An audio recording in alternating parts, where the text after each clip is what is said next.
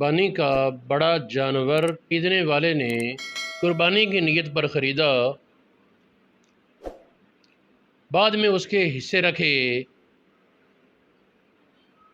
اور دوسرے لوگوں کو شامل کر لیا، تو کیا یہ جائز ہے یا نہیں؟ خریدنے والے نے قربانی کی نیت سے جانور خریدا، اس کے بعد اس میں حصے رکھے،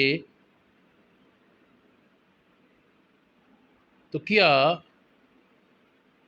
یہ جائز ہے یا نہیں؟ تحقیق یہ ہے کہ ہمارے فقہ حنفی کی معتبر کتابیں مثلا مبسوط سرخسی، بدائع ثنائے، ہدایہ شریف، رد المختار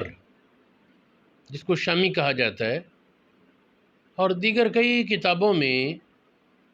صراحت فرمائی انہوں نے کہ یہ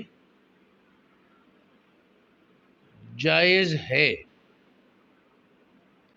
بدائع ثنائے والے نے یہ لکھا، اور اسی طرح شامی نے بھی لکھا، اس سے مراد ہے جو غنی آدمی صاحب حیثیت، وہ اگر خریدتا ہے بڑا جانور قربانی کی نیت سے، چونکہ اس کے خریدنے سے اس پر قربانی واجب نہیں،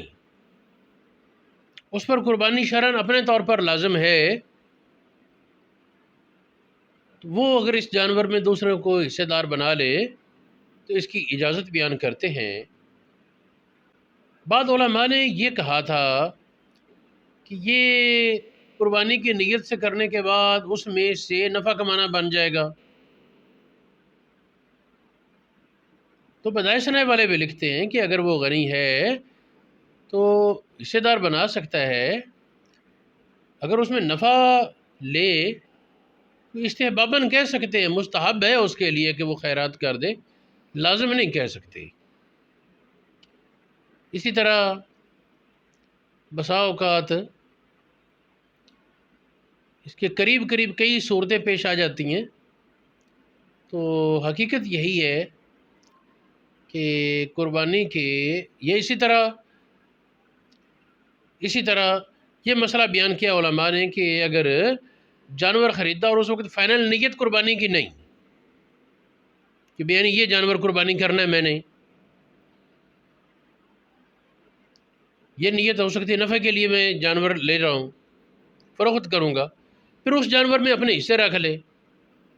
تو یہ بھی جائز ہے۔ سوال میرے پاس یہ آیا کہ کسی نے جانور لایا کوئی، اس میں حصے داروں کے حصے رکھے، اور یہ ظاہر بات ہے کہ جانور جب خریدا جائے، پسند آ جائے، تو اکثر و بیشتر آنگی وقت پر دستیاب نہیں ہوتے۔ آدمی کی نیت یہ ہوتی ہے کہ سونا جانور ہے، اچھا ہے، ہم خرید لیتے ہیں قربانی کے لیے، پھر حصے داروں کو کوشش کر کے کہہ کر شامل کر لیں گے، مل گئے ٹھیک ہے، ورنہ خود کر لیں گے، تو یہ بلا شبہ جائز ہے، اس میں کسی طرح مکروہ کہنا غلط ہے۔ ہاں، تو سوال یہ تھا کہ کسی نے قربانی کے لیے جانور لیا، اور اس میں جب حصے ڈال لیے، لیتے وقت بھی یہ نیت تھی کہ اس میں میں نے حصے ڈلوانے ہیں، جب حصے ڈال لیے تو لوگوں نے دباؤ ڈالا کہ اپنا حصہ اس میں رکھنا جائز نہیں جس میں سے نفع کمایا ہو، لہذا بیچو لازم ہے۔ اس پر میں نے فتاوی رضویہ شریف کا ایک عبارت دکھائی اس سائل کو، میں نے کہا اعلیٰ حضرت تو فرماتے ہیں کہ اگر کسی کو زبردستی نکالا، وہ بھی صورت یہی ہے جانور خریدنے اور بیچنے کی، حصے رکھنے کی۔ میں نے کہا کہ آپ فرماتے ہیں اگر کسی وہ حصے دار جو حصہ چھوڑ کر چلے گئے، ان کو زبردستی نکالا ہے تو کسی کی بھی قربانی نہیں ہوگی باقیوں کی، اگرچہ دو انگی انہوں نے نئے رکھ بھی لیے، اور اگر یہ ہے کہ زبردستی نہیں نکالا بلکہ وہ انہوں نے کہا چلو رولا پڑتا ہے، ہم خوش دلی سے چلے گئے، پھر کوئی حرج نہیں، پھر بعد والوں کی قربانی ہو جائے گی۔